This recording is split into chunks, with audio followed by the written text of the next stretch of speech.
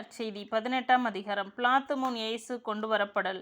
அதன் பின் அவர்கள் கயப்பாவிடமிருந்து ஆளுநர் மாளிகைக்கு இயேசுவை கொண்டு சென்றார்கள். அப்பொழுது விடியற்காலம். பாஸ்கா உணவை உண்ணும் முன் தீட்டுப்படாமல் இருக்க ஆளுநர் மாளிகையில் அவர்கள் நுழையவில்லை. எனவே பிலாத்து வெளியே அவர்களிடம் வந்து, நீங்கள் இந்த ஆளுக்கு எதிராக குற்றம் சாட்டுவது என்ன என்று கேட்டார். அதற்கு அவர்கள், இவன் குற்றம் செய்யாதிருந்தால் இவனை நாங்கள் உம்மிடம் ஒப்புவித்திருக்க மாட்டோம் என்றார்கள். பிலாத்து அவர்களிடம், நீங்கள் இவனை கொண்டு போய் உங்கள் சட்டப்படி இவனுக்கு தீர்ப்பு வழங்குங்கள் என்றார். யூதர்கள் அவரிடம், சட்டப்படி நாங்கள் யாருக்கும் மரண தண்டனை விதிக்க முடியாது என்றார்கள். இவ்வாறு தாம் எப்படிப்பட்ட சாவுக்கு உட்பட போகிறார் என்பதை குறிப்பிட்டு இயேசு கூறியிருந்ததை நிறைவேற செய்தார்கள். பிலாத்து மீண்டும் ஆளுநர் மாளிகைக்குள் சென்று இயேசுவை கூப்பிட்டு அவரிடம், நீ யூதரின் அரசனா என்று கேட்டான். இயேசு மறுமொழியாக, நீரா இதை கேட்கிறீரா, அல்லது மற்றவர்கள் என்னை பற்றி உம்மிடம் சொன்னதை வைத்து கேட்கிறீரா என்று கேட்டார். அதற்கு பிலாத்து, நான் ஒரு யூதனா என்ன?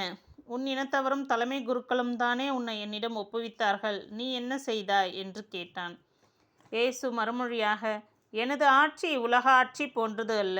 அது இவ்வுலக ஆட்சி போன்றதாய் இருந்திருந்தால் நான் யூதர்களிடம் காட்டிக் கொடுக்கப்படாதவாறு என் காவலர்கள் போராடி இருப்பார்கள். ஆனால் என் ஆட்சி உலக ஆட்சி போன்றது அல்ல என்றார். பிலாத்து அவரிடம், அப்படியானால் நீ அரசன்தானோ என்று கேட்டான். அதற்கு இயேசு, அரசன் என்று நீர் சொல்கிறீர். உண்மையை எடுத்துரைப்பதே என் பணி. இதற்காகவே நான் பிறந்தேன். இதற்காகவே உலகிற்கு வந்தேன். உண்மையை சார்ந்தவர் அனைவரும் என் குரலுக்கு செவி சாய்க்கின்றனர் என்றார். பிலாத்து அவரிடம், உண்மையா, அது என்ன என்று கேட்டார். இயேசுவுக்கு மரண தண்டனை விதித்தல்.